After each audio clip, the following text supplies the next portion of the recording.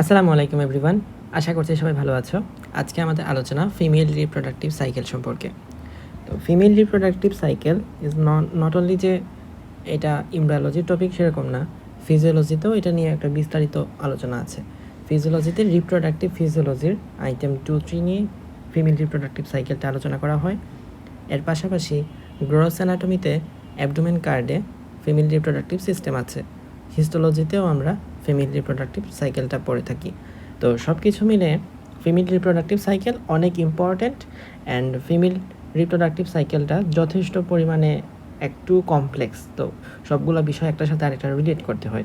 তো ভিডিওটুকু একটু মনোযোগ দিয়ে আশেপাশে সব কিছু রেখে একটু মনোযোগ দিয়ে ভালো করে দেখার অনুরোধ রইল। তো আমরা ফিমেল রিপ্রোডাক্টিভ সাইকেলটা সম্পর্কে জানার আগে ফিমেল রিপ্রোডাক্টিভ সিস্টেম সম্পর্কে জানতে হবে। তো ফিমেল রিপ্রোডাক্টিভ সিস্টেমকে ব্যাখ্যা করা যায় দুইটা পার্টে, একটা ফিমেল এক্সটার্নাল জেনিটালিয়া আর একটা ফিমেল ইন্টারনাল জেনিটালিয়া। ওকে, তো আমরা ফিমেল এক্সটার্নাল জেনিটালিয়া সম্পর্কে একটু জেনে ফেলি। এখানে যেসব টপিক আমাদের জানতে হবে বা যেসব আইডিয়া আমাদের জানতে হবে জাস্ট ওটুকুই, আমরা এখানে অ্যানাটমি সম্পর্কে ডিটেলস জানবো না। তো একদম সামনের দিকে পার্টটুকু হচ্ছে মন্স পিওবিস, গ্রস স্ট্রাকচারগুলো আমরা জানতেছি আর কি। তো এটা হচ্ছে ক্লাইটোরিস। দেন এই পার্টটুকুর নাম অ্যানাস লেখা আছে, তো এটা হলো অ্যানাল ওপেনিং।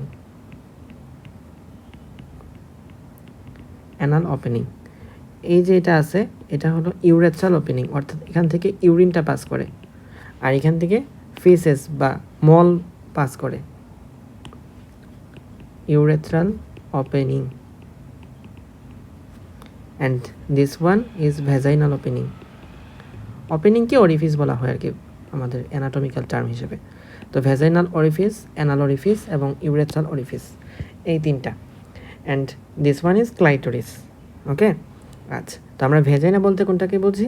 ভেজাইনা হলো এইটার ভিতর দিকে ঢুকলে আমরা যখন এইটা পাবো, দিস ওয়ান ইজ ভেজাইনা। এই ভেজাইনার একদম লাস্ট মাথায় এখানে ভেজাইনাল অরিফিস থাকে। ওকে, আমাদের এক্সটার্নাল জেনিটালিয়া সম্পর্কে এর বাইরে কোনো কাজ নাই, আমাদের ইন্টারনাল জেনিটালিয়া সম্পর্কে মূল আলোচনা।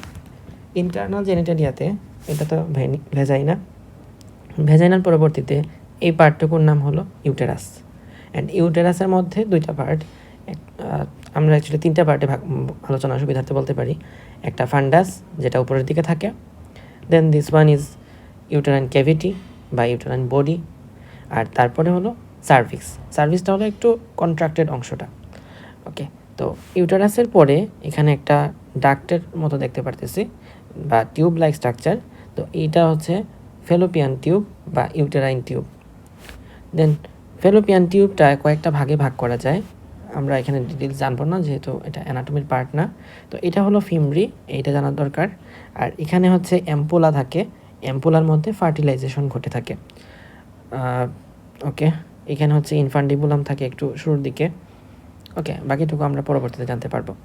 অ্যান্ড এইটা হলো ওভারি। তাহলে ওভারি তো জানি, ওভারিটা হচ্ছে ফিমেল গোনাড বলা হয়।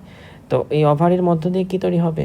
এখানেই আসলে ফলিকলের মধ্য থেকে ওভামটা তৈরি হয়। ঠিক আছে, ওভাম না হলেও মানে সেকেন্ডারি ওসাইটটা ফর্মেশন হয়, আর সেকেন্ডারি ওসাইটটা এখানে যায় তখন হচ্ছে ফাইনালি ওভামটা ফর্ম হয়। এখানে হচ্ছে যখন ফার্টিলাইজেশন হয়। তো আমরা প্রিভিয়াস ভিডিওতে অনুসারে ওজেনেসিস যদি দেখে থাকি তাহলে এটা জানার কথা। তাহলে ওভাম হলো এটা, ওভারি হলো এটা ফেলোপিয়ান টিউব বা uterine tube, this is uterus, and এটা হলো ভেজাইনা। তো যখন ব্লিডিং হয় তখন এই ভেজাইনাল ওয়ে দিয়েই এই যে এন্ডোমেট্রিয়াম, এটা হচ্ছে ইউটেরাসের মধ্যে আবার তিনটা লেয়ার থাকে।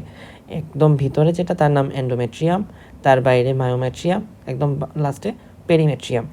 তো এই যে এই এন্ডোমেট্রিয়ামটাই অ্যাকচুয়ালি এখান থেকে শেড আউট হয়ে যায়, যার ফলে এন্ডোমেট্রিয়ামের মধ্যে থাকা ভেসেলগুলা, ব্লাড ভেসেল যারা আছে, এই ব্লাড ভেসেলগুলো এখান থেকে শেড আউট হয়ে যায়।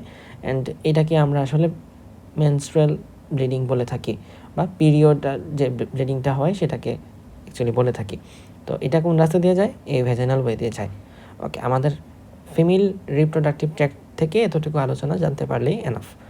দেন আমরা যে আলোচনাটা করবো ফিমেল রিপ্রোডাক্টিভ সাইকেল বলতে যেটাকে বুঝি, এটা হলো দুইটা সাইকেল। এই দুইটা সাইকেলের বাইরেও আরও কিছু সাইকেল আছে, তো আমরা ভ্যাজাইনাল সাইকেল আছে, তারপর হচ্ছে ব্রেস্ট সাইকেল আছে, সেগুলো নিয়ে আমাদের আলোচনা আসলে খুবই কম করা হয়, লিমিটেড। বাট এই দুইটা হচ্ছে সবচেয়ে মোস্ট ইম্পর্ট্যান্ট, অ্যান্ড রিপ্রোডাকশনের জন্য মোস্ট ইম্পর্ট্যান্ট টপিকও এটা। বেশিরভাগ ক্ষেত্রে 98% কেসে এই দুইটার কথাই মেইন প্রায়োরিটি দিয়ে আসে। তো ইউটেরাইন সাইকেল, যে সাইকেলটা ইউটেরাসের মধ্যে ঘটে, মান্থলি একটা সাইকেল ঘটে, আর এখানে হচ্ছে ওভারি আছে, তো ওভারির মধ্যে একটা ওভারিয়ান সাইকেল ঘটে। এই দুইটা সাইকেলটাই হচ্ছে ফিমেল রিপ্রোডাক্টিভ সাইকেল, অ্যান্ড এই সাইকেলটা কন্ট্রোল হয় কিছু হরমোনের মাধ্যমে। এই হরমোনগুলা কই থেকে আসে? হাইপোথ্যালামাস, অ্যান্টেরিয়র পিটুইটারি আর ওভারির কিছু হরমোন। হাইপোথ্যালামাস থেকে আছে gonadotropin releasing hormone, anterior pituitary থেকে আসে follicular stimulating hormone, luteinising hormone, আর ওভারি থেকে আসে ইস্ট্রোজেন, প্রজেস্টেরন, এছাড়াও আছে ইনহিবিন এবং রিল্যাক্সিন। তো এই 4টা হরমোন হচ্ছে ওভারিয়ান হরমোন। এখন আমাদের মেইন আলোচনার জন্য ইস্ট্রোজেন এবং প্রজেস্টেরন এই দুইটার আলোচনাই লাগবে। অ্যান্টেরিয়র পিটুইটারি থেকে FSH LH, আর হাইপোথ্যালামাস থেকে গোনাডোট্রপিন রিলিজিং হরমোন। তো এখানে যে আমাদের ওভারিতে উৎপন্ন হলো ইস্ট্রোজেন আর প্রজেস্টেরন, এইটা FSH LH এবং GnRH, এইগুলা হরমোনগুলার যারা একে উৎপাদন করতেছে সে তাদেরকে বন্ধ করে দিচ্ছে, অর্থাৎ এখানে negative feedback system in general থাকে। বাট এইটা কিন্তু যখন ওভুলেশন ঘটে তখন ব্যতিক্রম হয়তো, এটা পরে বলবো। ইন জেনারেল এই এস্ট্রোজেন প্রজেস্টেরন নেগেটিভ ফিডব্যাক মেকানিজমটা শো করে।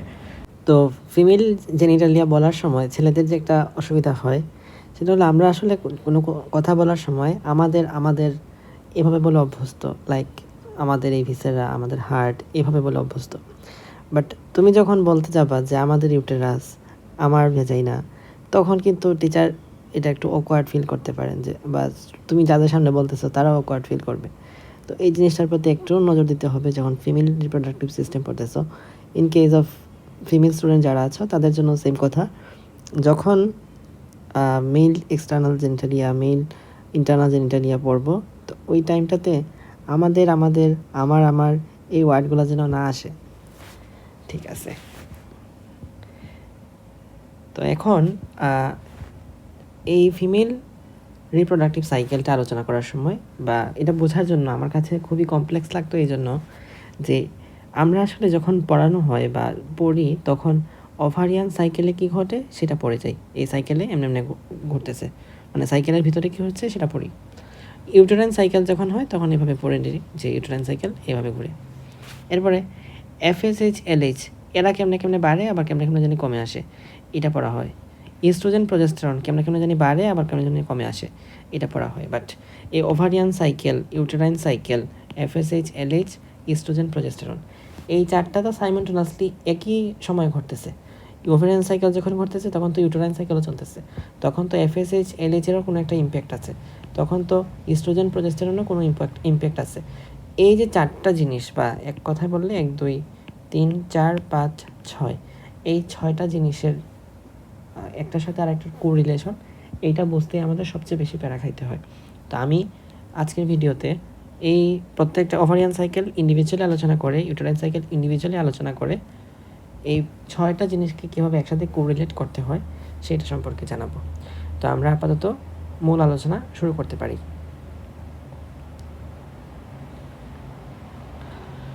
তো প্রথমে দেখি একটা ফিমেল রিপ্রোডাক্টিভ সাইকেল অ্যাকচুয়ালি কত দিনের হয়। 28 দিনের হয় ইন জেনারেল, এটা হচ্ছে অ্যাভারেজ। বাট এটা 20 থেকে 45 দিনের মধ্যেও হয়ে থাকতে পারে, বাট 20 থেকে 45 দিন, নট মোর দেন। 20-এর চেয়ে যদি কম হয় তখন সেটা একটা প্যাথোলজিক্যাল রিজন, 45-এর চেয়ে যদি বেশি হয় then this is also pathological reason. 20 থেকে 45 দিনের মধ্যে হলে সেটা স্বাভাবিক।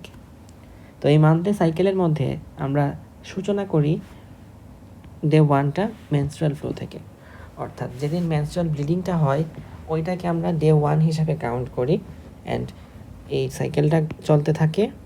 আবার যখন নেক্সট মান্থের পিরিয়ডটা হয়, তো নেক্সট মান্থের পিরিয়ড হওয়ার দিন পর্যন্ত সেটা আগের সাইকেল, যেদিন থেকে নেক্সট মান্থের সাইকেলটা সূচনা হয় তখন থেকে এটা নেক্সট মান্থের সাইকেল হিসাবে কাউন্ট হয়।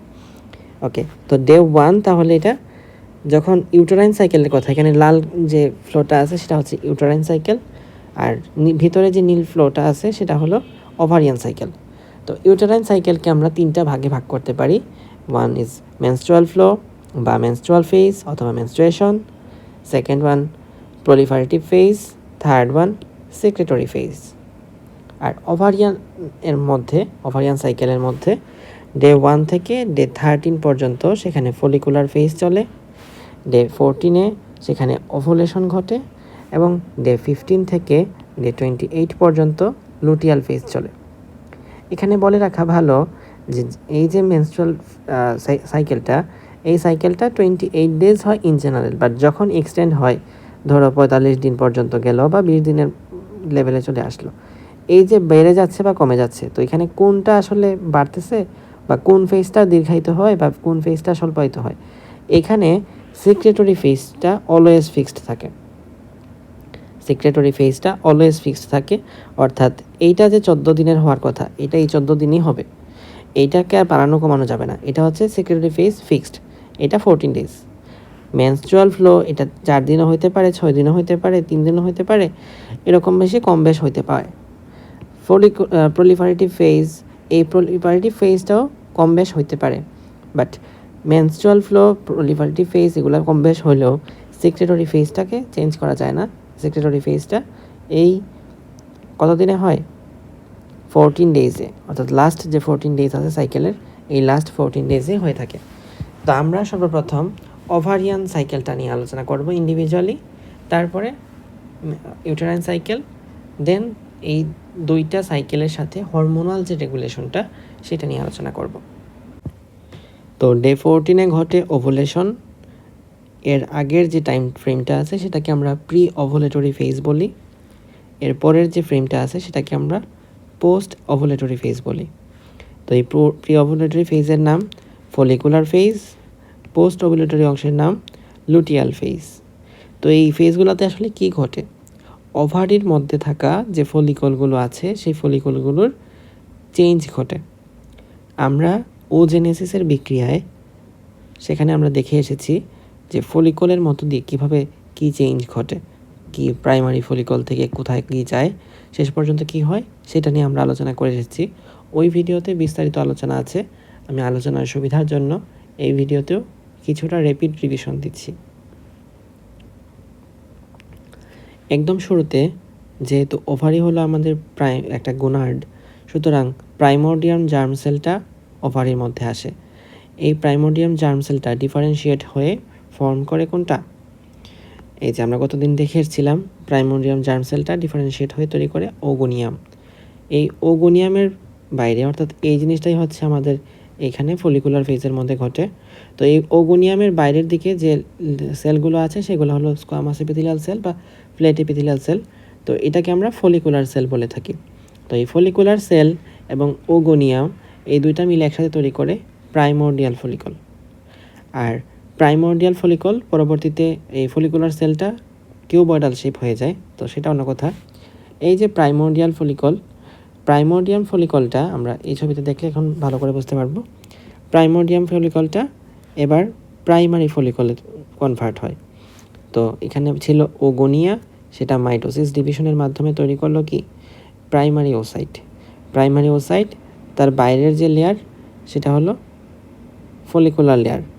তো বাইরের ফলিকুলার সেল এবং ভিতরের প্রাইমারি ওসাইট দুইটা মিলে তৈরি হলো প্রাইমারি ফলিকল। তাহলে প্রাইমোর্ডিয়াল ফলিকলটা প্রাইমারি ফলিকলে কনভার্ট হলো। দেন এই প্রাইমারি ফলিকলটা প্রি এন্ট্রাল ফলিকলে কনভার্ট হলো, যেখানে এই এখানে প্রাইমারি ওসাইটটা ছিল, এইটা এবার সেকেন্ডারি ওসাইটে এখনও কনভার্ট হয় নাই, পরবর্তীতে হবে।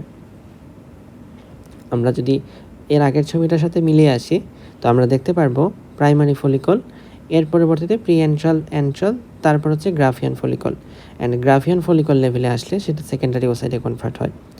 তাহলে প্রাইমারি ফলিকল এখানেও আছে, বাট এখানে কিছু এন্ট্রামটা ফর্মেশন হওয়ার আগে কিছু ফ্লুইড ফিল্ড স্পেস তৈরি হয়। এই ফ্লুইড ফিল্ড স্পেসগুলো পরবর্তীতে কোয়ালেজ করলে সেখানে তৈরি হয় এন্ট্রাম। তাহলে এখানে আছে প্রাইমারি ওসাইটের বাইরে এখানে কিছু গ্রানুলোসা সেল আছে। তো ফলিকুলার সেলটাই যখন স্ট্র্যাটিফাইড হয়ে যায় সেগুলোকে আমরা গ্রানুলোসা সেল বলতেছি। গ্রানুলোসা সেল, প্রাইমারি ওসাইট, এদের সিক্রেশনের মাধ্যমে গ্লাইকোপ্রোটিনের যে লেয়ারটা আসে তার নাম হলো জোনা পেলোসিডা। এই জোনা পেলোসিডা এর এখান থেকে হচ্ছে এখানে হচ্ছে এটাকে আমরা প্রি অ্যান্ট্রাল ফলিকল বলতেছি। এরপরে আসে অ্যান্ট্রাল ফলিকল, যেখানে একটা ফ্লুইড ফিল্ড স্পেস যেটার নাম অ্যান্ট্রাম, যার মধ্যে থাকে লিকার ফলিকলি। এইটার বিশিষ্ট যে ফলিকলটা থাকে সেটাকে আমরা বলতেছি অ্যান্ট্রাল ফলিকল। এবং এখানে এটা প্রাইমারি ওসাইট, যার বাইরে এখানে কিছু থিকা সেল থাকে একদম সারাউন্ডিংয়ে। তো থিকা ইন্টারনা, থিকা এক্সটার্না থাকে, সেগুলো নিয়ে আমরা গত ক্লাসে পড়ে এসেছি। তো অ্যান্ট্রাল ফলিকলটা পরবর্তীতে ম্যাচিউর বা প্রি ওভুলেটরি ফলিকলে কনভার্ট হয়, যেটাকে আমরা গ্রাফিয়ান ফলিকল নামে পরিচিত। তো এই গ্রাফিয়ান ফলিকল বা ম্যাচিউর ফলিকলটা এইখানে আসে, এবং এখানে দেখো এখানে আমাদের কিছু করোনা রেডিয়াটা আছে, এখানে কুমুলাস ওফোরাস আছে, এটা হলো গ্রানুলোসা সেল। তো সব মিলায়ে এই যে ম্যাচিউর লেভেল, এই লেভেলে চলে আসে। তো এতটুকু যে ঘটলো, এই একটার পর একটা আমাদের ওভারি ডেভেলপমেন্ট, ফলিকলের ডেভেলপমেন্ট, ফলিকলের যে ডেভেলপমেন্টটা ঘটলো, এই আলোচনাটা হলো ফলিকুলার ফেজের অংশ। তাহলে ফলিকুলার ফেজে কি ঘটে? ফলিকলের ডেভেলপমেন্ট ঘটে। Okay fine. তাহলে ফলিকলের ডেভেলপমেন্ট ঘটে কোন ফেজে? ফলিকুলার ফেজে। দেন আমরা পড়তে পারি ওভুলেশন। তবে ওভুলেশন পড়ার আগে ফলিকুলার ফেজের মধ্যে যে আলোচনাটুকু আছে সেই আলোচনাটুকু আমরা একটু দেখে আসতে পারি। এই যে এইখানে আমরা এতটুকু পর্যন্ত পড়লাম যে গ্রাফিয়ান ফলিকল ফরমেশন হয়ে গেল। Okay fine. এরপরে আমরা ওভুলেশন সম্পর্কে পড়ব। তো ওভুলেশন অ্যাকচুয়ালি কী ঘটে? এই যে গ্রাফিয়ান ফলিকলটা ফরমেশন হলো, সেখান থেকে তৈরি হওয়া যে সেকেন্ডারি ওসাইট, এখানে প্রাইমারি ওসাইট ছিল, এখানে সেকেন্ডারি ওসাইট চলে আসছে। তো সেকেন্ডারি ওসাইটটা এবার তার চারপাশে কিছু কোমুলাস ওফোরাস এবং কোরোনাস রেডিয়াটা এইটাকে সাথে নিয়ে বেরিয়ে আসবে, এটা ওভারি থেকে বেরিয়ে আসবে। তো আমরা যেহেতু ফিমেল রিপ্রোডাক্টিভ সিস্টেম পড়ছি, সুতরাং সেখানে দেখে আসতে পারি এই ওভারি থেকে যদি কোনো কিছু বেরিয়ে আসে সেটা কোথায় যাবে? একদম পেরিটোনিয়াম এর মধ্যে চলে আসার কথা, পেরিটোনিয়াল ক্যাভিটি, কিন্তু এটাকে শর্তে দেবে না, এখানে ফিমরিটা আছে ক্যাচ নেওয়ার জন্য। তো ওভারিটা যখন বেরিয়ে আসে, সেকেন্ডারি ওসাইটটা যখন বেরিয়ে আসে ওভারি থেকে, তখন ফিমরিটা সেটাকে কেচ দিয়ে লুফে নেয়, অ্যান্ড তার ভিতরে এখানে সিলিয়া আছে। তো সিলিয়া থাকার জন্য সেগুলাকে সে ভিতরের দিকে নিয়ে আসতে পারে, অ্যান্ড এখানে যে অ্যাম্পুলা আছে সেই অ্যাম্পুলার মধ্যে এখানে নিয়ে রাখে, যদি স্পার্মটা এদিক থেকে আসে দেন তার সাথে ফার্টিলাইজেশন যেন ঘটাইতে পারে। তো এখানে আমরা ওভুলেশনটুকু পড়লাম। ওভুলেশন ফেজের মধ্যে কি ঘটে? ওভুলেশন ফেজের মধ্যে এই সেকেন্ডারি ওসাইটটা তার আশেপাশে কিছু সেলগুলোকে নিয়ে চলে আসে ওভারি থেকে বেরিয়ে। তাহলে বাকি যে অংশটুকু থেকে গেল সেটার নাম হলো কর্পাস লুটিয়াম। আমরা এই ফিগারেও ভালো করে দেখতে পারি যে এখানে ওভুলেশনের মাধ্যমে এটা বেরিয়ে আসছে। ওকে ফাইন, সেটা কোনো বিষয় না। এখন বাকি যে অংশটুকু থেকে গেল ফলিকলের, এই ফলিকলের বাকি অংশটুকু নিয়ে গঠিত হয় কর্পাস লুটিয়াম। এই কর্পাস লুটিয়াম পরবর্তীতে কর্পাস লুটিয়াম অফ প্রেগনেন্সি হইতে পারে যদি ফার্টিলাইজেশন ঘটে, আর যদি ফার্টিলাইজেশন না ঘটে তখন কর্পাস লুটিয়ামটা কর্পাস এলবিকান্সে কনভার্ট হয়। আমরা একটু ডিটেইলড আলোচনা দেখে আসতে পারি তাহলে এবার। তো দেখো, ওভুলেশন এর ডেফিনেশন হিসেবেও আসতে পারে। এটা হলো ওভুলেশনের ডেফিনেশন, যে discharge of secondary oocyte surrounded by cumulus oophorus, এবং তার সাথে তো করোনা রেডিয়া টাইম নিয়ে আছে। তো discharge of secondary oocyte surrounded by cumulus oophorus by rupturing the Graafian follicle from the ovary. This the process is ovulation. তো যখন ওভুলেশনটা ঘটে তখন এন্ডোমেট্রিয়ামটা কতটুকু ঠিক থাকে, এটা একটা ইনফরমেশন গাইডনে পেয়েছিলাম, জাস্ট জেনে রাখার জন্য। তো ওভুলেশনটা ঘটে কিভাবে? ওভুলেশনটা ঘটার সময় ইস্ট্রোজেন এবং প্রজেস্টেরন এই দুইটা তখন নেগেটিভ ফিডব্যাক না চালায় পজিটিভ ফিডব্যাক চালায়। এখানে পজিটিভ ফিডব্যাক চালায়, তাহলে ইস্ট্রোজেন, প্রজেস্টেরন এরা এখন পজিটিভ ফিডব্যাক চালায়, যার ফলে লুটিনাইজিং হরমোন এই ক্ষেত্রে কিন্তু বেড়ে যায়। আর লুটিনাইজিং হরমোন বেড়ে গেলে তখন এলএইচ সার্জ বলে ওয়ার্ডটা, এলএইচ সার্জ ঘটে, অর্থাৎ এলএইচ হরমোনটা হঠাৎ করে র্যাপিডলি অনেকটুকু বেড়ে যায়, অনেক ফাস্ট র্যাপিড হয় এলএইচ হরমোনটা। এই জন্য এই এলএইচ হরমোনটার কারণেই এই ওভারির যে গ্রাফিয়ান ফলিকলটুকু আছে, গ্রাফিয়ান ফলিকলটুকু বেরিয়ে আসতে পারে, ডিসচার্জ হয়। তো এটা কিভাবে ঘটে সেটা আমাদের একটু জানা দরকার। এখানে এটা গাইটন থেকে নেওয়া, এই মেকানিজমটা আসতে পারে যে ওভারি থেকে কিভাবে ওভুলেশনটা ঘটে, এই মেকানিজমটা বলো। তো প্রথম কথা যে ইস্ট্রোজেন প্রোজেস্টেরন এই লেভেলে এসে পজিটিভ ফিডব্যাক শুরু করে।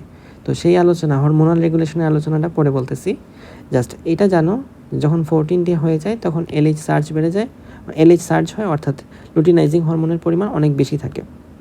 তো লুটিনাইজিং হরমোন এই 14 ডেজে অনেক বেশি, তখন প্রোজেস্টেরনের সিক্রেশনটা বেড়ে যায়। তো এটা কিভাবে ঘটে এই মেকানিজমটাও আমাদের আছে। লুটিনাইজিং হরমোনের প্রভাবে এই কোলেস্টেরলটা প্রেগনেনোলনে কনভার্ট হয়, যেটা পরবর্তীতে প্রোজেস্টেরনে কনভার্ট হবে। তাহলে লুটিনাইজিং হরমোনটা প্রোজেস্টেরনের সিক্রেশনের ক্ষেত্রে ভূমিকা রাখে। ঠিক আছে, তো এই যে প্রোজেস্টেরন সিক্রেশন তাহলে বেড়ে গেছে, প্রোজেস্টেরন সিক্রেশন বেড়ে গেল। এই প্রোজেস্টেরনটা দুইটা জিনিসের সিক্রেশন ঘটায়। একটা হলো এনজাইম যার নাম কোলাজিনেজ, আরেকটার নাম প্রোস্টাগ্ল্যান্ডিন। এই প্রোস্টাগ্ল্যান্ডিন সিক্রেশন আর কোলাজিনেজ, যেটা একটা প্রোটিওলাইটিক এনজাইম, এই দুইটার সিক্রেশন ঘটায় কে? প্রোজেস্টেরন। তো এই কোলাজেনটা কী করবে, কোলাজিনেজটা কী করবে? ফলিকলের মধ্যে যে কোলাজেন আছে সেগুলাকে সে ভেঙে ফেলবে, সেগুলাকে সে ডাইজেস্ট করাই ফেলবে। তখন ফলিকল ওয়ালটা উইকেন্ড হয়ে যাবে। আর ফলিকল ওয়ালের সবচেয়ে উইক পয়েন্টটার নাম হচ্ছে স্টিগমা। সেই স্টিগমাটা তখন ডিজেনারেশন ঘটবে, অর্থাৎ ফলিকল ওয়াল তো বুঝো, এই যে এটা হচ্ছে ধরো ফলিকল ওয়াল, এই ফলিকল ওয়ালের মধ্যে যে এলাকাটা হচ্ছে সবচেয়ে উইক সেটার নাম স্টিগমা। তো এই স্টিগমাটা যদি ডিজেনারেট ঘটে তো তাহলে তো বেরিয়ে যাবে এটা। এছাড়া আমরা যদি প্রোস্টাগ্ল্যান্ডিনের ইফেক্টটা দেখি, এই প্রোস্টাগ্ল্যান্ডিন সিক্রেশনের জন্য এবং ফলিকুলার হাইপারমিয়া, এই প্রোজেস্টেরনের জন্য ফলিকুলার হাইপারমিয়া মানে ব্লাড সাপ্লাইটা বেড়ে যায়। তো ব্লাড সাপ্লাইটা বেড়ে গেলে ফলিকলের মধ্যে থাকা যে অ্যান্ট্রামগুলো আছে, সেই অ্যান্ট্রামগুলোর মধ্যে প্লাজমার যে ফ্লুইডটুকু আছে সেটা তার ভিতরে ঢুকে যাবে। তাহলে ফলিকলের মধ্যে থাকা অ্যান্ট্রামটুকুর মধ্যে এই প্লাজমার ফ্লুইডটা যদি অ্যাকুমুলেশন হয় তখন ফলিকলটা সোয়েল হয়ে যাবে। আর ফলিকলটা সোয়েল হয়ে গেলে দেখি আমরা একটু এই ছবিটার সাথে মিলাই। ধরো এটার মধ্যে অনেক ফ্লুইড এসে হয়ে গেছে, অনেক ফ্লুইড জমে গেছে, তখন কি এইটা করবে না, থ্রাস্ট দিবে না, ধাক্কা দিবে না যে আমি এখন এখান থেকে ফুলতে চাই, তোমার জন্য ফুলতে পারতেছি না, তুমি এখান থেকে বেরিয়ে যাও। এ হচ্ছে এই দিক থেকে তাদের ধাক্কা দিতেছে, আর এদিকটা হচ্ছে উইক। তো এর সুযোগটা কি? এ হচ্ছে বেরিয়ে যাওয়াটাই এর জন্য উত্তম। সুতরাং এ বেরিয়ে যাচ্ছে, ঘরের লোক তারে বের করে দিচ্ছে, আবার দরজাও খোলা, তো সে বেরিয়ে যাবে না। এভাবেই আমাদের সেকেন্ডারি ওসাইটটা ওভারি থেকে বেরিয়ে আসে। তাহলে ফলিকল রাপচার ঘটলো অ্যান্ড ইভ্যাজিনেশন অফ ওভাম। তাহলে এইটা হচ্ছে ওভুলেশনের মেকানিজম। আশা করি বুঝেছি। তাহলে এবার আমরা লুটিয়াল ফেজটা দেখতে পারি। যখন ওভুলেশন ঘটলো, ওভুলেশন ঘটার পরে যে অনেক বেশি ব্লাড এটার মধ্যে তো এমনিতেই আছে, তো এই বাকি যেটা থাকলো সেটাকে আমরা কর্পাস হেমোরেজিয়াম বলতে পারি। অ্যান্ড তখন এই যে থিকা সেলগুলো আছে সেটা লুটিনাইজিং হরমোনের প্রভাবে থিকা লুটিন সেল হয়, গ্র্যানুলোসা সেলগুলো লুটিনাইজিং হরমোনের প্রভাবে গ্র্যানুলোসা লুটিন সেল হয়। তো এখন এই যে আমাদের যেটা আছে সেইটা দেখো, corpus luteum enlarges in diameter 2-3 times and becomes filled with lipid inclusion that give them a yellowish appearance. এই যে কর্পাস হেমোরেজিয়াম আছে, এটাকে আসলে কোনো বইয়ে বলা হয়, তেমন একটা ইম্পর্টেন্ট নাই, মানে অনেক ক্ষেত্রে কর্পাস হেমোরেজিয়াম আলাদা কোনো নামই দেয় না, কর্পাস লুটিয়ামই বলে। তো এইটা আসলে বড় হয় তার নাম কর্পাস লুটিয়াম হয়, এবং তখন এটা একটা ইয়েলোইশ অ্যাপিয়ারেন্স দেয়। তো এই কর্পাস লুটিয়ামটা ইয়েলোইশ একটা পিগমেন্ট বিশিষ্ট হয়। ইয়েলোইশ অ্যাপিয়ারেন্স হয় কিসের জন্য? এখানে কিছু লিপিড যুক্ত হয়। তো এই কর্পাস লুটিয়ামটা কি সিক্রেট করে? প্রোজেস্টেরন সিক্রেট করে, ইস্ট্রোজেন সিক্রেট করে, তবে প্রোজেস্টেরনের পরিমাণটা ইস্ট্রোজেনের পরিমাণের চেয়ে বেশি হয়। কর্পাস লুটিয়াম ইস্ট্রোজেন প্রোজেস্টেরন দুইটাই সিক্রেট করে, বাট প্রোজেস্টেরনের পরিমাণটা ইস্ট্রোজেন থেকে বেশি। তো এখন কর্পাস লুটিয়ামের নেক্সট ফেট কি? কর্পাস লুটিয়ামটা ফার্টিলাইজেশন যদি ঘটে অথবা না ঘটে, দুইটা ফেট হইতে পারে। ফার্টিলাইজেশন ঘটলে তখন তার নাম হয় corpus luteum of pregnancy. And এই কর্পাস লুটিয়ামটা তখন আর ডিজেনারেট হয় না। এই কর্পাস লুটিয়ামটা ডিজেনারেট না হয় কেন? কারণ তখন HCG, হিউম্যান কোরিওনিক গোনাডোট্রপিন, এই হরমোনটার প্রভাবে তখন কর্পাস লুটিয়ামটা ডিজেনারেট হতে পারে না বা ডিজেনারেট হয় না। সো এই কর্পাস লুটিয়ামটা ওভারির 1/3 নিয়ে রাখে, 1/3 এটাকে অকুপাই করে রাখে। তো এই যে আমাদের কর্পাস লুটিয়াম আছে, কর্পাস লুটিয়ামটা প্রোজেস্টেরন সিক্রেট করে কত দিন পর্যন্ত? 4 মান্থ পর্যন্ত। তো যদি কারোর ক্ষেত্রে কর্পাস লুটিয়ামটাকে রিমুভ করে ফেলা হয় 4 মাসের আগে, তখন সেটাকে অ্যাবর্শন বলা হয়। তাহলে অ্যাবর্শনে কী করা হয়? এই কর্পাস লুটিয়ামটাকে রিমুভ করা হয়। ওকে, ফাইন। আচ্ছা, এটা শুধুমাত্র একমাত্র রিজন না, মানে অ্যাবর্শনের মূল প্রসেস এটা না, মূল প্রসেস তো ইউটেরাইন সাইকেলের মধ্যে। বাট কর্পাস লুটিয়ামটা যদি রিমুভ হয়ে যায় 4 মাসের মধ্যে, দেন এটা অ্যাবর্শন ঘটাবে। তো নো ফার্টিলাইজেশন, যদি কোনো ফার্টিলাইজেশন না ঘটে, তখন কর্পাস লুটিয়ামটা কর্পাস লুটিয়াম অফ মেনস্ট্রুয়েশনে কনভার্ট হয়। এইটা এই কর্পাস লুটিয়াম এটা কত দিনে তৈরি হয়েছে? 14 দিনের সময় ওভুলেশন ঘটছে, মানে 14 দিনের সময় কর্পাস লুটিয়াম ক্রিয়েট হয়েছে। এইটা আরও 9 দিন লাস্ট করে, অর্থাৎ 24 ডেইজে এই কর্পাস লুটিয়ামটা কী করে যায়? এই কর্পাস লুটিয়ামটা শেষ হয়ে যায়, লুটিওলাইসিস বলা হয় এটাকে। তখন কর্পাস লুটিয়ামটা কিছু ফাইব্রোটিক টিস্যু দ্বারা রিপ্লেস করে যায়, যেটাকে আমরা কর্পাস এলবিকান্স বলতে পারি। তাহলে কর্পাস লুটিয়ামটা 9 দিন পর, 24 দিন বলা যায়, 24 দিন বলা আছে বইয়ে, 24 দিনের মাথায় লুটিওলাইসিসের প্রক্রিয়ায় কিছু ফাইব্রোটিক টিস্যু দ্বারা রিপ্লেস হয়ে যায়, তখন সেটাকে আমরা কর্পাস এলবিকান্স বলে থাকি। এই ছিল আমাদের ওভারিয়ান সাইকেল। দেন আমরা এবার ইউটেরাইন সাইকেল পড়ব। তো তার আগে কিছু টেক্সট আছে, সেটা একটু দেখে নিই। After ovulation the ruptured follicle is filled with blood and is called corpus haemorrhagicum, এটা যেটা বলতেছিলাম। তো তখন granulosa cell, the theca interna cell, এগুলো হচ্ছে ভাস্কুলারাইজড অ্যান্ড ইয়েলো কালার হয়ে যায়, কিছু লিপিড রিচ লুটিয়াল সেল দ্বারা পূর্ণ হয়, অ্যান্ড তখন সেটাকে আমরা কর্পাস লুটিয়াম বলি, যেটা একটা ইয়েলোইশ অ্যাপিয়ারেন্স দেয়। যদি প্রেগনেন্সি হয় তখন সেটা কর্পাস লুটিয়াম অফ প্রেগনেন্সি, যদি না হয় তখন কর্পাস এলবিকান্স। ওকে, ফাইন। দেন আমরা ইউটেরাইন সাইকেলে এবার যেতে পারি। তো ইউটেরাইন সাইকেলে যাওয়ার আগে আমাদের ইউটেরাসের হিস্টোলজি সম্পর্কে একটু জানা দরকার, ইউটেরাসে কী কী আছে। তো আমরা যদি একদম বাইরে থেকে ভিতরে যাই, ইউটেরাসের মধ্যে 3টা লেয়ার পাবো। একদম বাইরে পেরিমেট্রিয়াম, তার ভিতরে মায়োমেট্রিয়াম, একদম ভিতরে এন্ডোমেট্রিয়াম, যেটা আমরা এই আলোচনার একদম শুরুতেও দেখে এসেছি। তো পেরোমেট্রিয়াম এটা হচ্ছে সেরোসার layer, connective tissue layer. Myometrium এটা হলো muscle layer, smooth muscle layer. তো এখানে 3 লেয়ারের আছে, লংগিটিউডিনাল, সার্কুলার আর রেটিকুলার। সেইটা আমাদের মূল বিষয় না। যখন ইউটেরাসের চেঞ্জটা ঘটে, সেটা ঘটে এন্ডোমেট্রিয়ামের মধ্যে। তো এন্ডোমেট্রিয়ামের লেয়ারগুলোকেও আমরা 3টা লেয়ারে ভাগ করতে পারি। একটা স্ট্রেটাম বেসালিস, আরেকটা স্ট্রেটাম ফাংশনালিসের অন্তর্ভুক্ত আরও 2টা আছে।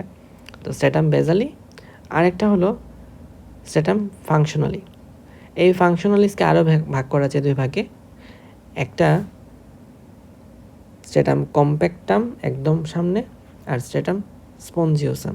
তাহলে ইনার টু আউটার বললে এটা হলো স্ট্রেটাম কম্প্যাক্টাম, স্ট্রেটাম স্পঞ্জিওসাম, স্ট্রেটাম বেসালি, এই 3 লেয়ার। অ্যান্ড এখানে লেমিনা প্রক্রিয়া আছে, এই এপিথেলিয়াল লাইনিংয়ের পাশে এখানে গ্ল্যান্ডগুলো আছে। এখন এদের আর্টারি সাপ্লাইটা নিয়ে হচ্ছে মূল কথা। তো ইউটেরাসটা কোন আর্টারি দ্বারা সাপ্লাই হয়? অবভিয়াসলি ইউটেরাসটা ইউটেরাইন আর্টারি দ্বারা সাপ্লাই হবে, এবং কিছু কিছু অংশেতে ওভারিয়ান আর্টারিও সাপ্লাই দেয়।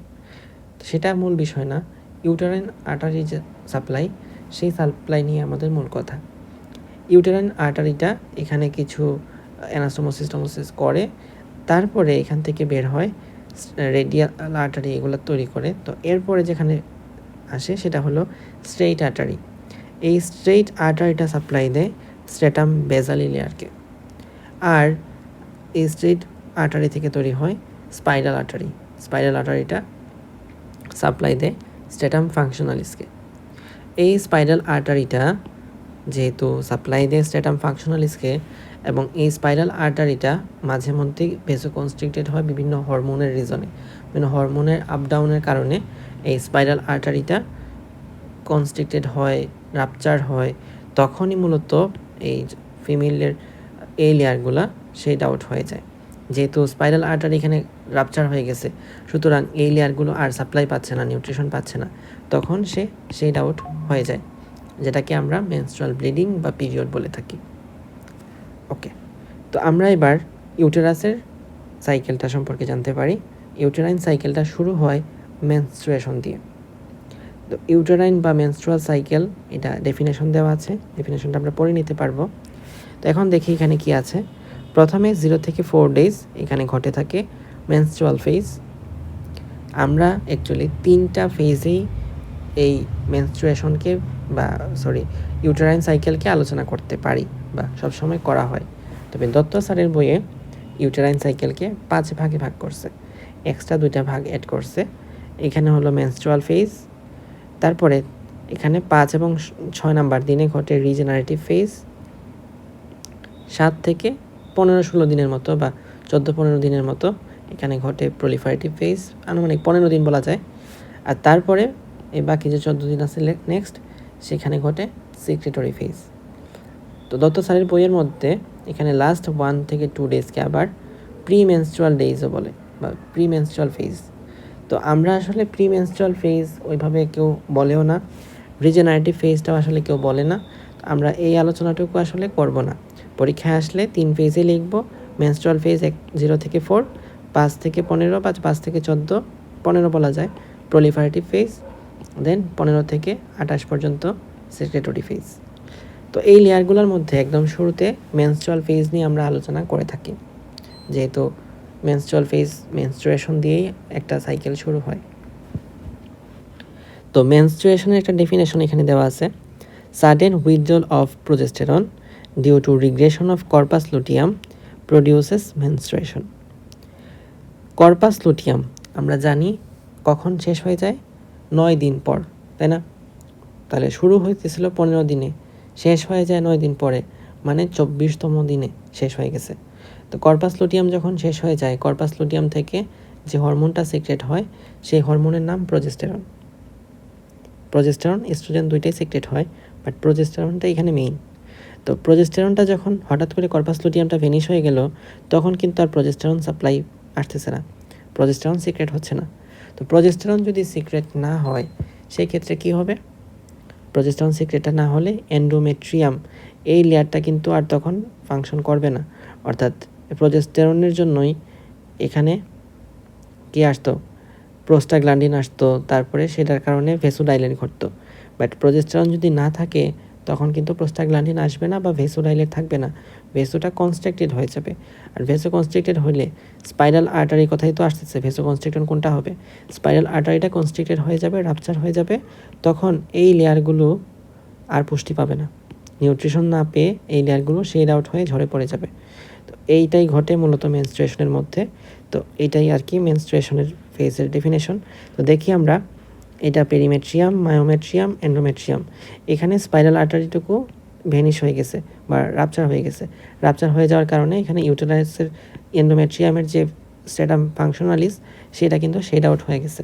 এইটা ব্লাড হিসাবে বা মেনস্ট্রুয়াল ব্লিডিং হিসাবে বেরিয়ে গেছে ভেজাইনাল পাথওয়ে দিয়ে। Sudden withdrawal of progesterone due to regression of corpus luteum produces menstruation. During pregnancy, menstruation does not occur because corpus luteum remains active for a considerable period. Therefore, the menstrual phase may be considered as the weeping of the uterus, অর্থাৎ জরায়ুর কান্না বলা যেতে পারে। Okay, when the corpus luteum regresses, hormonal support or the endometrium of the endometrium is withdrawn. Corpus luteum যখন শেষ হয়ে যায় তখন এই এন্ডোমেট্রিয়ামের মধ্যে এন্ডোমেট্রিয়ামের মধ্যে যে হরমোনাল সাপোর্ট অর্থাৎ প্রজেস্টেরন এটা কিন্তু তখন শেষ হয়ে যায়, আর এন্ডোমেট্রিয়াম তখন থিনার হয়ে যায়, which adds to the coiling of the spiral artery. Spiral আর্টারিটা কনস্ট্রিক্টেড হয়ে যায়, কয়েলড হয়ে যায়, নেক্রোসিস হয়ে যায় এন্ডোমেট্রিয়ামের লেয়ারটা। কারণ স্পাইনাল আর্টারি যদি কয়েলড হয়ে যায় তাহলে এই লেয়ারগুলো নিউট্রিশন পাবে না, আর নিউট্রিশন না পেলে তখন সেটা কী ঘটবে, ডিজেনারেশন ঘটবে, leading to spotty haemorrhage and that become confluent and produce the menstrual flow. Menstrual flow সেখান থেকে ফর্মেশন হবে। The vasospasm is probably produced by locally released prostaglandin, যেটার কথা অলরেডি আমি বলে ফেলছি। তো এই মেনস্ট্রুয়াল ফেজের ডেফিনেশন তো অনেকবারই দেখছি। তো মেনস্ট্রুয়াল ব্লাডের মধ্যে অ্যাকচুয়ালি কী কী থাকে, এটা এসবিএতে আসতে পারে বড় জোর। ব্লাডের মধ্যে ব্লাডের অ্যামাউন্ট থাকে 40 ml এর মতো, 40 ml ব্লাড থাকে, এটা গাইডেন্সার থেকে নেওয়া। Spongy and compact layer of the endometrium, তো বলতেছিলাম স্ট্রেটাম ফাংশনালিস দুই লেয়ারে বিভক্ত, একটা স্ট্রেটাম স্পঞ্জিওসাম আর সবচেয়ে ভিতরেরটা স্ট্রেটাম কম্প্যাক্টাম। এরপরে unfertilised ovum, mucus, leucocyte, fibrinolysin, glycogen, bacteria. এর মধ্যে এই যে ফাইব্রিনোলাইসিন আছে সেটা থাকার কারণে মেনস্ট্রুয়াল ব্লাডটা ক্লট হয় না, যেহেতু সে একটা ফাইব্রিনোলাইসিন কি, এটা ফাইব্রিনোলাইসিস করে অর্থাৎ ক্লটিংটার এগেইনস্টে কাজ করে। তাহলে আমরা এখান থেকে কিছু ইনফরমেশন জানতে পারি যে 40 ml ব্লাডটা এখান থেকে বের হয় নর্মাল মেনস্ট্রুয়েশনের সময়, আর 35 ml সেরাস ফ্লুইডটা লস্ট হয়। Okay, the menstrual fluid is normally non clotting because of fibrinolysin. Fine.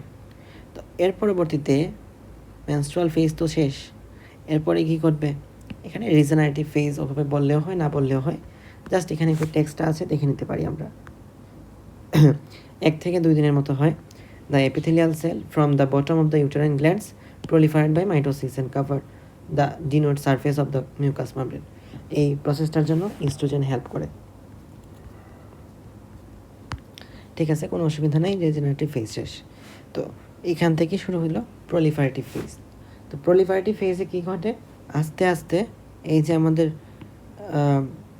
না অ্যাকচুয়ালি এখানে যে ইউটেরাস আছে, ইউটেরাসের লেয়ারগুলো তখন প্রলিফারেট হইতে থাকে। এটাকে আমরা প্রলিফারেটিভ ফেজ বা ইস্ট্রোজেন বা প্রি ওভুলেটরি ফেজ বা ফলিকুলার ফেজ বলতে পারি। এত নাম বলা ভালো না, প্রলিফারেটিভ ফেজ নামে আমরা ডাকি, এটা বলাই ভালো। বাকিগুলোর মধ্যে কিছু কোয়েশ্চেন আছে, যেমন ফলিকুলার ফেজ, এটা অ্যাকচুয়ালি ওভারিতে ঘটে। তারপর প্রি ওভুলেটরি ফেজ, ওভুলেশন যখন ঘটে তখনও কিন্তু এই প্রলিফারেটিভ ফেজটাও এক্সিস্ট করে। তাহলে প্রি ওভুলেটরি বললেও কিছুটা কোয়েশ্চেন থাকে। সবচেয়ে বেস্টটা হলো প্রলিফারেশন ফেজটা, এটা বলা। তো এই ধাপে আসলে কি ঘটে, এটা মূলত ইস্ট্রোজেন দ্বারা রান হয় and accompanied by the increased population of stroma cells, elongation of straight tubular uterine glands and spiral arteries of the endometrium. কীভাবে প্রলিফারেশন ঘটতেছে, কি স্ট্রোমা সেলের ইনক্রিজ, স্ট্রেট টিউবুলার ইউটেরাইন গ্ল্যান্ডের ইলংগেশন আর এন্ডোমেট্রিয়ামের স্পাইরাল আর্টারির জন্য। এন্ডোমেট্রিয়ামের মধ্যে কী কী চেঞ্জ ঘটে, প্রথম কথা ওই আগে একটু এখানে যা পড়ছে এগুলাই, proliferation of stromal cell and epithelial cell, তারপরে এন্ডোমেট্রিয়াল গ্ল্যান্ডগুলার গ্রোথ, ভেসেলগুলার গ্রোথ, আর এন্ডোমেট্রিয়ামটার থিকনেসটা বেড়ে যায়। তো এখানে আর একটা ইউজ আছে যে এন্ডোমেট্রিয়াল গ্ল্যান্ডসগুলা তখন কিছু থিন স্ট্রিঞ্জি মিউকাস সিক্রেট করে। কোন রিজনে, সার্ভাইকাল রিজনে এরা কিছু থিন মিউকাস সিক্রেশন করে। এরা কি কাজ করে, এরা অ্যাকচুয়ালি স্পার্মকে গাইড করে কেন, কারণ এই যে প্রলিফারেটিভ ফেজটা যখন চলে, প্রলিফারেটিভ ফেজটা কখন চলে, ডে 5 থেকে ডে 15 মতো। তো এইখানে আসলে একদম অ্যাকুরেট না যে 15 হইতে হবে বা 14 হইতে হবে, এই জন্য আসলে অ্যাকুরেটভাবে বলে না, 10 দিনের মতো বলে, অ্যাপ্রক্সিমেটলি 10 দিন। তো এই যে প্রলিফারেটিভ ফেজটা ডে 5 থেকে 15 মতো ঘটে, আর ওভুলেশনটা ঘটে কখন, ডে 14। তাহলে ডে 14 এই ওভুলেশনটার মধ্য দিয়ে যদি দেখি, এই ওভুলেশনটার মধ্য দিয়ে এইটা কিন্তু এখন ইউটেরাইন টিউবে চলে আসছে বা ফেলোপিয়ান টিউবে চলে আসছে, তাহলে ওভারির থেকে বের হওয়া সেকেন্ডারি ওসাইট এখন ফেলোপিয়ান টিউবের মধ্যে অবস্থিত। আর এই টাইমেই কি স্পার্মটা আসার কথা না? স্পার্মটা আসার কথা ভেজাইনা দিয়ে। তো স্পার্মটা যখন এখানে যাইতে যাবে, এই টাইমটার মধ্য দিয়ে যখন ফার্টিলাইজ হতে যাবে, এইটাই তো মেইন হচ্ছে আমাদের যখন ফার্টিলাইজেশন ঘটে তার সবচেয়ে মোক্ষম সময়। তো যখন স্পার্মটা যাইতে যাবে, তখন স্পার্মটা যাতে একটা ভালো পরিবেশ পায়, সার্ভিক্সের মধ্যে সেই পরিবেশটাকে নিশ্চিত করে দেওয়া। সার্ভিক্সের মধ্যে একটা থিন মিউকাস সিক্রেশনের মাধ্যমে স্পার্মটাকে গাইড করতেছে যাতে সে উপরের দিকে যেতে পারে। এটাই হবে এখানে মুখ্য উদ্দেশ্য। তাহলে প্রলিফারেটিভ ফেজে এই একটা জিনিস ঘটে যে থিন মিউকাস সিক্রেশন ঘটে। তো এখানে এই আস্তে আস্তে প্রলিফারেশন ঘটতেছে, এই লেয়ারগুলো কিন্তু বড় হচ্ছে এখন, এই লেয়ারগুলো আস্তে আস্তে প্রলিফারেট হয়েছে। তো এটা হচ্ছে মোটামুটি নর্মাল অবস্থায় চলে আসছে। তারপরে সিক্রেটরি অথবা প্রোজেস্টেশনাল অর লুটিয়াল ফেজ, এই ধাপে কি ঘটে? এইগুলো তো আরও বেশি প্রলিফারেশন ঘটছেই, সাথে এখানে যে গ্ল্যান্ডগুলো আছে এই গ্ল্যান্ডগুলো এখন সিক্রেশন শুরু করবে। তাহলে ইউটেরাইন গ্ল্যান্ড থেকে সিক্রেশন শুরু হয়, ইউটেরাইন গ্ল্যান্ড থেকে সিক্রেশন শুরু হয়। কথা হলো ইউটেরাস থেকে সিক্রেশন কী এমন হয়, কী এমন লাভ হয়? ইউটেরাস থেকে সিক্রেশন যেটা হয় ইউটেরাইন গ্ল্যান্ড থেকে, এই সিক্রেশনটা আসলে কাদের দরকার? তুমি জাস্ট চিন্তা করো, এই সেশনটা বা এই ফেজটা কখন ঘটে? ডে 15 থেকে ডে 28। যদি ফার্টিলাইজেশন হয় তখন ধরে নিলাম ফর এক্সাম্পল, এখানে তো ইউটেরাসের ফিগার নাই,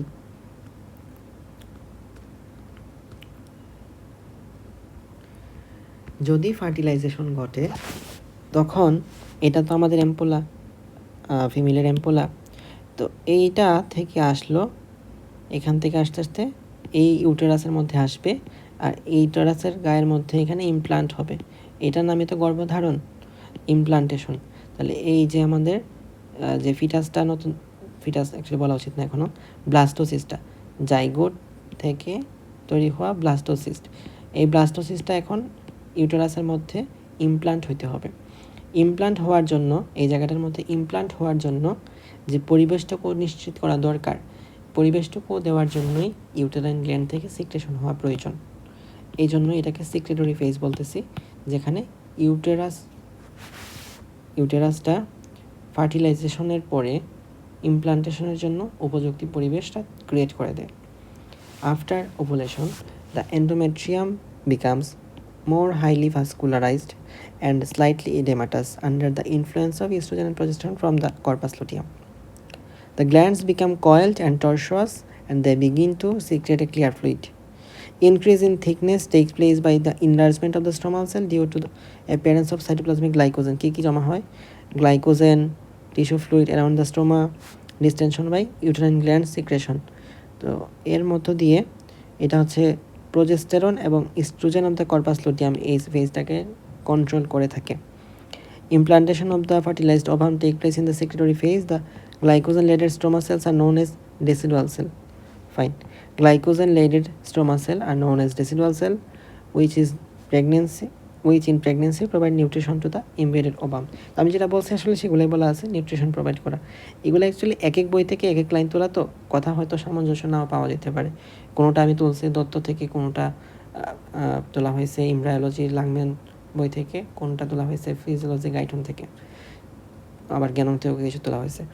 তো ওভারঅল সব মিলা এখানে সামারি কথা আসলে একটাই, যে ফার্টিলাইজেশনের পরে যে ইমপ্লান্টেশন ঘটবে, সেই ইমপ্লান্টেশনটা ঘটার জন্য যে পরিবেশটুকু নিশ্চিত করা দরকার নিউট্রিশনের মাধ্যমে, সেই পরিবেশটুকু নিশ্চিত করাটাই হলো সেক্রেটরি ফেজের মূল উদ্দেশ্য।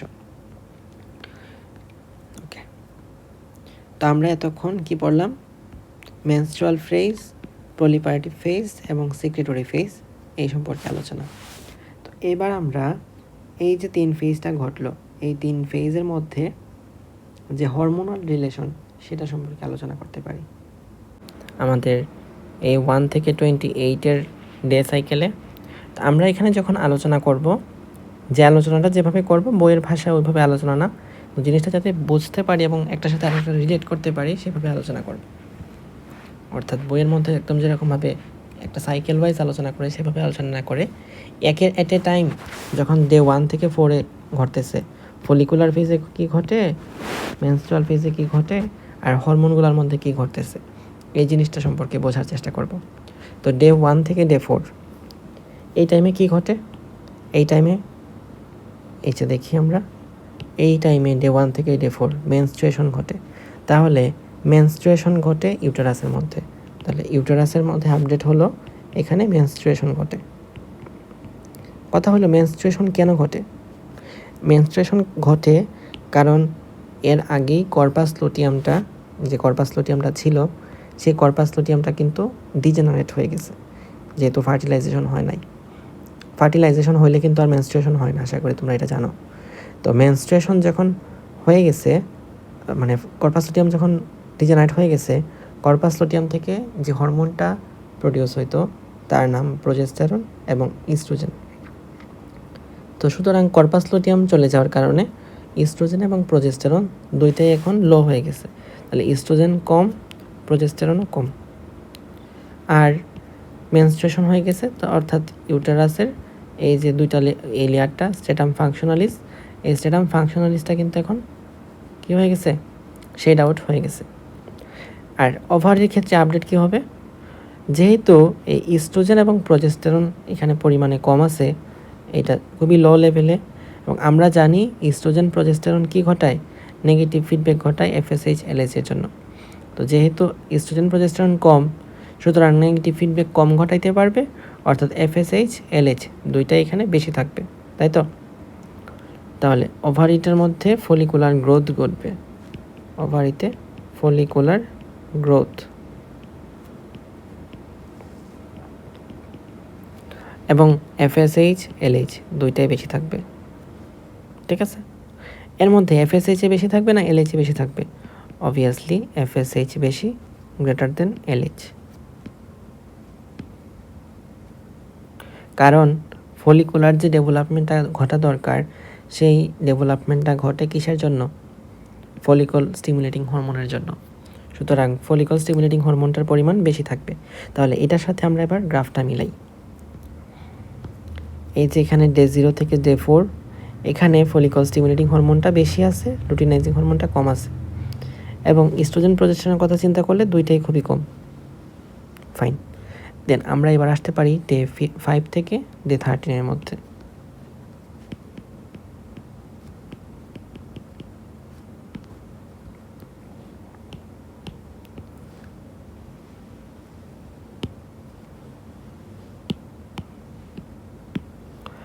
এই ডে 5 থেকে 14 মধ্যে ইউটেরাসটা আসলে কী ঘটে?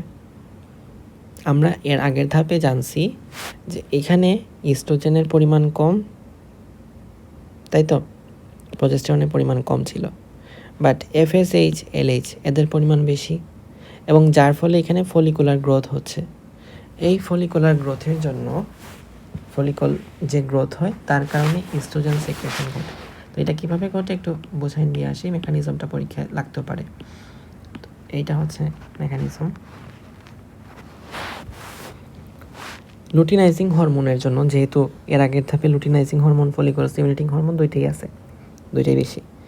তো লুটিনাইজিং হরমোনের মাধ্যমে কোলেস্টেরলটা এই থিকা সেল তো জানো, থিকা সেল আর গ্রানুলোসা সেল, গ্রানুলোসা সেলের যে বেসমেন্ট মেমব্রেন, গ্রানুলোসা সেলটা রেস্ট করে থাকে এই বেস সেলটার উপর, থিকা সেলের উপর।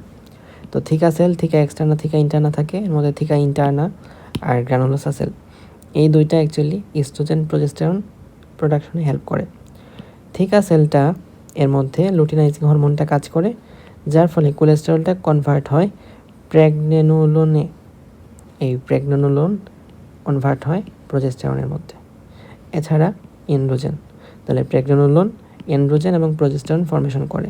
তো প্রজেস্টেরন এখান থেকে ফর্মেশন হয়ে গেল, আর সাথে এন্ড্রোজেন। তো এন্ড্রোজেনটা এখান থেকে পরবর্তীতে অ্যারোমেটেজ এনজাইম, এন্ড্রোজেনটা এখানে চলে আসে গ্রানুলোসা সেলের মধ্যে, দেন সেটা অ্যারোমাটেজ এনজাইম কাজ করে, যার ফলে উৎপন্ন হয় ইস্ট্রোজেন। ইস্ট্রোজেনটা পরবর্তীতে সিক্রেট হয়ে যায়। অ্যারোমাটেজ এনজাইম কাজ করার জন্য লাগে এফএসএইচ হরমোন। ওকে, ডে 5 থেকে 13। এবার এখানে ইউটেরাসের মধ্যে তাহলে কী ঘটতেছে? এখানে দেখো, আমরা যেহেতু এর আগের ধাপে পড়ছি FSH LH এখানে বেশি ছিল, তো এদের কারণে গ্রোয়িং ফলিকল গ্রোথ হচ্ছে, ফলিকল ডেভেলপমেন্ট হওয়ার কারণে ইস্ট্রোজেন ফর্মেশন, ইস্ট্রোজেন বেড়ে যাচ্ছে। তাহলে ইস্ট্রোজেন স্টার্টিং টু রাইজ, এটা তো আমরা দেখে আসতেছি, মেকানিজমটা দেখে আসলাম, starting to rise.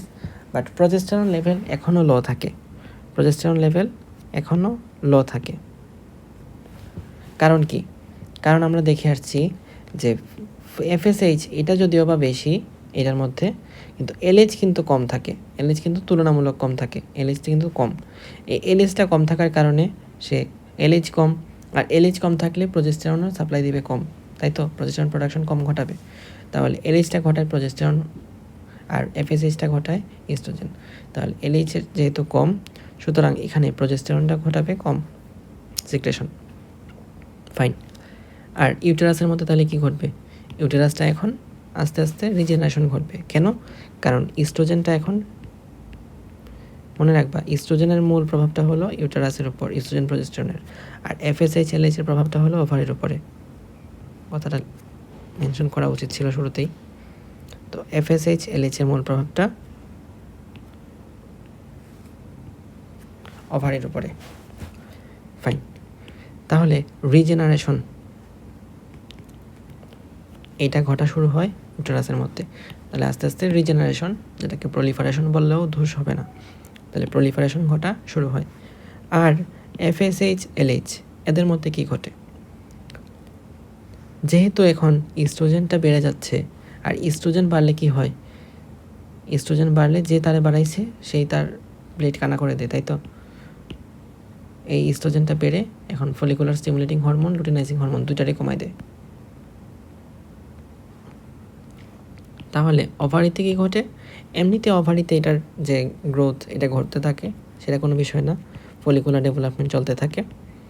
R FSH এর মধ্যে এখানে এটা কমায় ফেলে, কারণ ইস্ট্রোজেন তো বাড়তেছে, ইস্ট্রোজেন বাড়লে FSH কমে, নেগেটিভ ফিডব্যাক। আর লুটিনাইজিং হরমোনের ক্ষেত্রে কী ঘটে? দেখো, লুটিনাইজিং হরমোনের মধ্যে ডে 5 থেকে ডে 9, তুমি যদি ডে 5 থেকে 13 না চিন্তা করে ডে 5 থেকে 9 চিন্তা করো, তখন এটা আস্তে আস্তে কমে। কেন কমে? এই যে ইস্ট্রোজেন যেহেতু বাড়তেছে, ইস্ট্রোজেন বাড়ার কারণে লুটিনাইজিং হরমোনটার মধ্যে তখন নেগেটিভ ফিডব্যাক চলে, সেই জন্য লুটিনাইজিং হরমোনটাকে আরও কমায়। বাট যখন 10 থেকে 13 নম্বর দিনে আসি আমরা, তখন এই লুটিনাইজিং হরমোনটা অ্যাকচুয়ালি আর কমে না, তখন পজিটিভ ফিডব্যাক চলে। পজিটিভ ফিডব্যাক কেন চলে? তখন ইস্ট্রোজেনটা অনেক বেশি বেড়ে যায়। ইস্ট্রোজেনটা যখন এমনিতে থাকে, ইন জেনারেল ইস্ট্রোজেন যখন এমনিতে থাকে তখন এটা হচ্ছে নেগেটিভ ফিডব্যাক দেখায়। বাট যখন সেটা পজিটিভ ফিডব্যাক, যখন হচ্ছে অনেক বেশি বেড়ে যায়, বলা হয় যে 200 পিকোগ্রামের চেয়ে যদি বেড়ে যায় ইস্ট্রোজেনটা ঘনমাত্রা পার লিটার, তখন এইটা কি দেখা যাবে? ইস্ট্রোজেনটা এই FSH LH এর উপর নেগেটিভ ফিডব্যাক কাজ না করে পজিটিভ ফিডব্যাক মেকানিজম কাজ করে। তাহলে পজিটিভ ফিডব্যাক কাজ করলে তখন কি হয়? তখন লুটিনাইজিং হরমোনটা বেড়ে যায়। এই হচ্ছে বিষয়। তাহলে এই ডে 5 থেকে ডে 13 কি ঘটলো আমরা এবার গ্রাফের মধ্যে মিলাই। এখানে ইউটেরাসটা এখানে প্রলিফারেশন ঘটতেছে, ওভারির মধ্যে ফলিকুলার গ্রোথ হচ্ছে। তো ইস্ট্রোজেন আর প্রজেস্টেরন, দেখো এখানে কিন্তু প্রজেস্টেরন লেভেলটা এখানে লোই আছে। কেন লো? কারণ লুটিনাইজিং হরমোনটা অলরেডি এখানে কম, এখানে অত বেশি না, এখানেও কমই ছিল, এটা এমনিতে কম ছিল, তারা আরও কমাইছে। তো এখানেও প্রজেস্টেরন খুব একটা ডেভেলপ হয় নাই। পরে যখন লুটিনাইজিং হরমোন বেড়ে গেল এই ধাপে আইসা 10 থেকে 13, এই লুটিনাইজিং হরমোনের প্রভাবে যেহেতু প্রজেস্টেরনটা সিক্রেশন ঘটে, সুতরাং তখন আস্তে আস্তে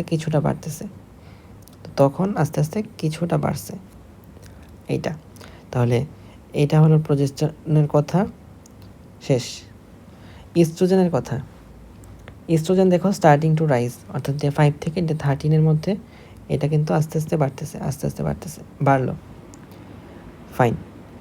এরপরে FSH এটা কমতেছে, তাহলে FSH কি 5 থেকে 14 5 থেকে 13 মধ্যে দেখো কমতেছে, এখানে ছিল, এখান থেকে আস্তে আস্তে কমতেছে, এই এটুক পর্যন্ত এসে কমছে, এটুক পর্যন্ত কিন্তু কমছে।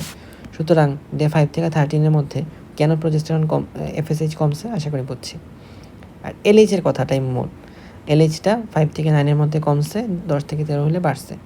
দেখো এই যে এখান পর্যন্ত একটু কিন্তু কমছে, এরপরে এই 10 যখন চলে আসলো, 10 থেকে আস্তে আস্তে বাড়া শুরু করলো, এই এটুক লেভেলে বাড়ছে, এটুক লেভেলে বাড়ছে। যখন ডে 14 হবে তাহলে ডে 5 থেকে 13 আমাদের মিলানো শেষ, এবার আমরা ডে 14-এ যাই।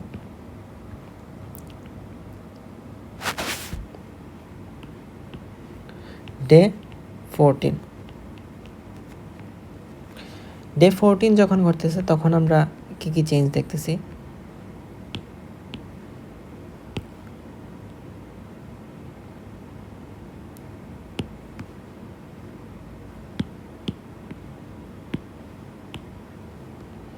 ইউটেরাস, তো দেখো এর আগের ধাপে কী ঘটলো, মাত্র ইস্ট্রোজেনটা কিন্তু ইউটেরাস তো আমরা জানি ডে 14-এর মধ্যে কী ঘটে, রিজেনারেশন ঘটে, রিজেনারেশন ঘটে অর্থাৎ প্রলিফারেশন এখানে চলতেই থাকে। তো কেন চলতেছে, কারণ ইস্ট্রোজেনটা এখানে বাড়তেছে, আর ইস্ট্রোজেন বাড়লে এখানে অবশ্যই ইউটেরাসের প্রলিফারেশন ঘটে, কারণ ইস্ট্রোজেন প্রজেস্টেরন এটার ভূমিকা কোথায়, ইউটেরাসের উপরে, তাহলে এটার প্রলিফারেশন ঘটলো।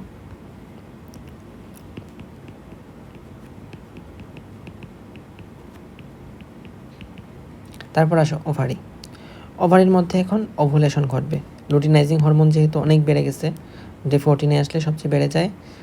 লুটিনাইজিং হরমোনে অ্যাকচুয়ালি এখানে সার্জ ঘটে, অর্থাৎ লুটিনাইজিং হরমোন এই লেভেলটা যখন চলে আসে 12 দিনের মাথায়, তখন অনেক বেশি ইস্ট্রোজেনের কারণে লুটিনাইজিং হরমোনটা অনেক বেড়ে যায়, এটাকে আমরা লুটিনাইজিং হরমোন সার্জ বলতেছি। তাহলে এই লুটিনাইজিং হরমোন এখানে কী হচ্ছে, মোস্ট এখানে পিক লেভেলে চলে আসছে।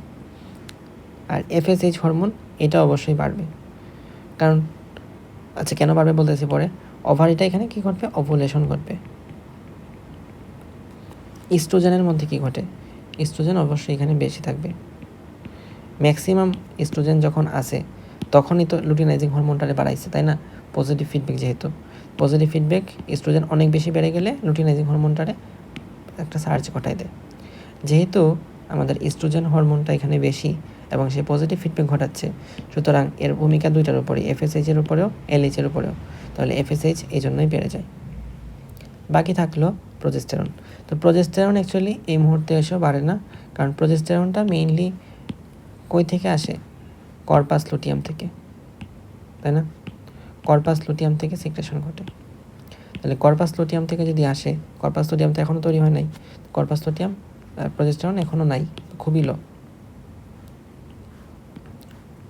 এরপরে ডে 15, ডে 15 থেকে 16, বা ডে 15-16 না বললে অ্যাকচুয়ালি ডে 15 থেকে 24 বলা ভালো, যতদিন কর্পাস লুটিয়াম আছে। তো এই লেভেলে এসে কি হয়, আমরা আবার মিলাই।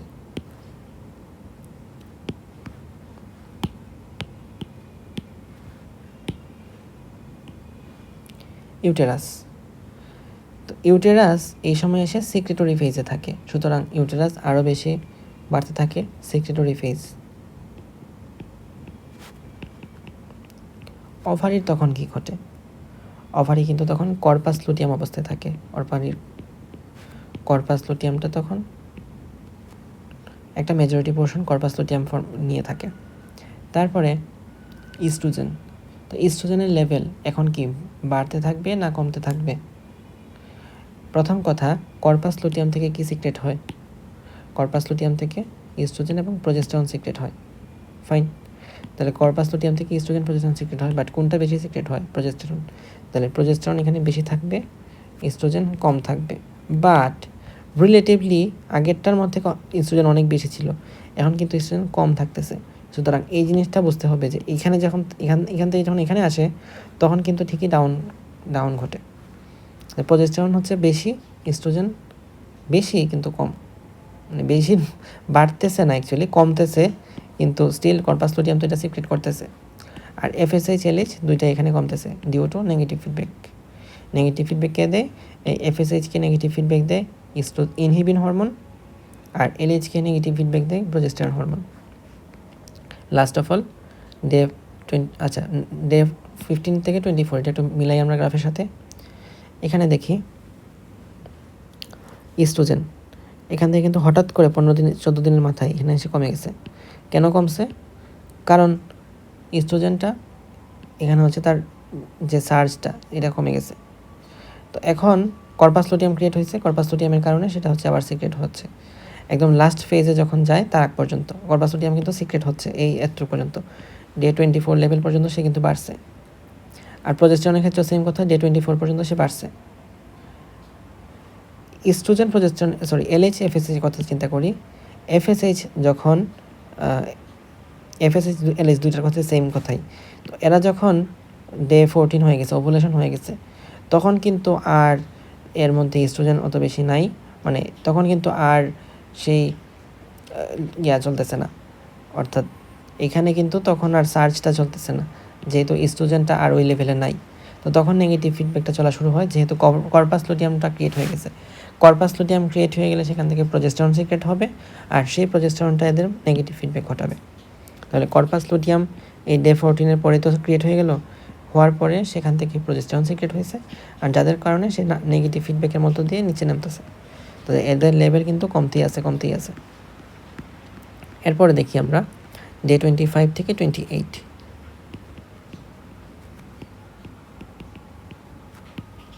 এই লেভেলে আসার পরে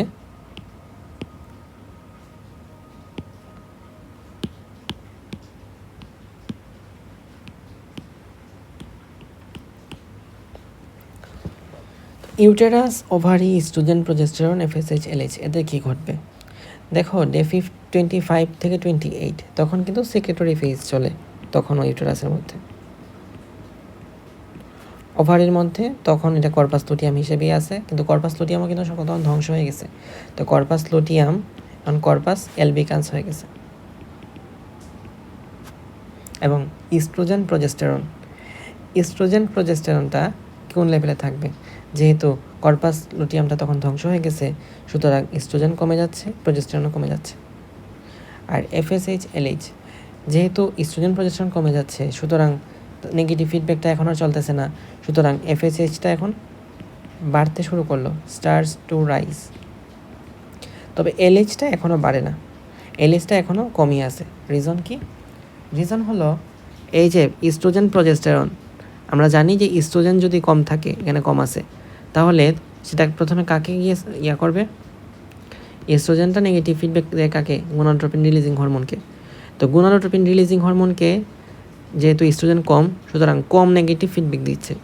তো এই যে 25 থেকে 28 ডেজ এর মাঝখানে গোনাডোট্রপিন রিলিজিং হরমোনটার মধ্যে আসলে পৌঁছায়, এটা থেকে আর ফার্দার এলএইচ হরমোনটা সিক্রেশন বাড়ে না, অর্থাৎ বেশি টাইম পায় না, তো মাত্র 3-4 দিন।